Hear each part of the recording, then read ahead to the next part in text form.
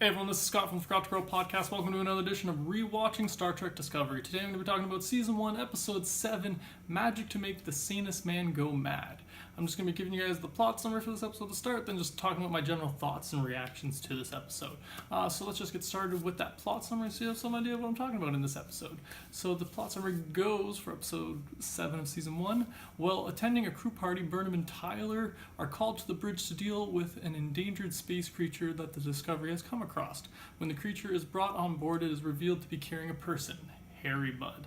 He plans to kill Lorca and sell the ship to the Klingons. When he is caught, he blows up the ship instead.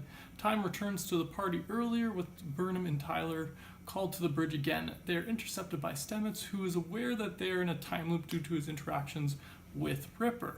Over several time loops, Stamets works with Burnham and Tyler to find a solution to the problem, while Mudd gets further in his plan each time.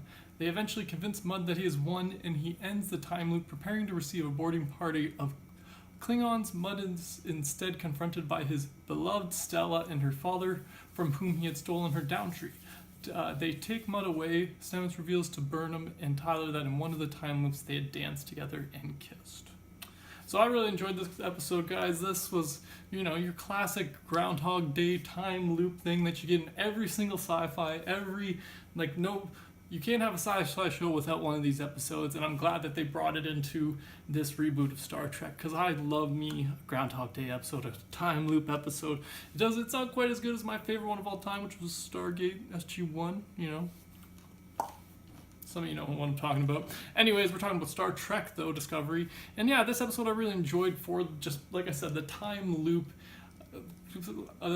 aspect. I liked how they did it. I liked how they worked with it. I liked the motivation of it being Mudd in control of this and just trying to steal the ship. And it's never really, they're never really ahead of Mudd. Mudd's always ahead of them, which I like. It's not like they're, he's not always.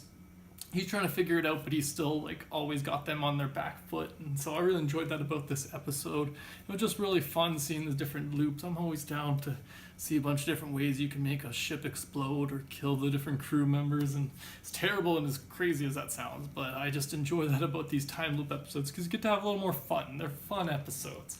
But yeah, the one thing that kind of threw me off about this one was that party at the beginning. That feels so not Star Trek, but maybe that's because I don't their parties were a little bit more dinner parties in the original Star Trek series, and this one seemed like a rave.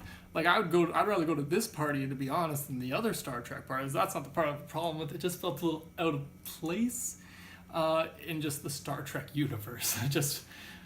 I've never seen flashing lights like that weren't part of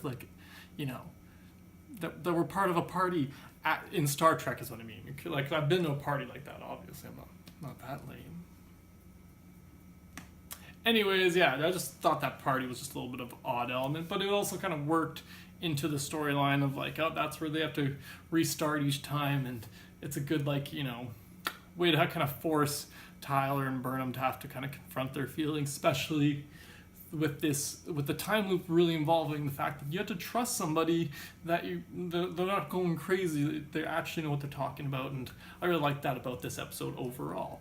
But yeah, what else did I say? I like that one time we could mention that Harry Mudd mentions he's killed the captain 53 times, which I just thought, no, you're keeping track. It's not that many times though either, because some of these Groundhog Day episodes and TV shows, you go over to Supernatural, he lost count how many times that happened. But yeah, I just really enjoyed this episode overall, guys. But what did you think of this episode? Did you guys like the time loop? Did you not? Did you like Burnham and Tyler having to get all close and whatnot? Be sure to let me know what you guys thought of this episode. Thanks for joining me today, guys, and have a good one.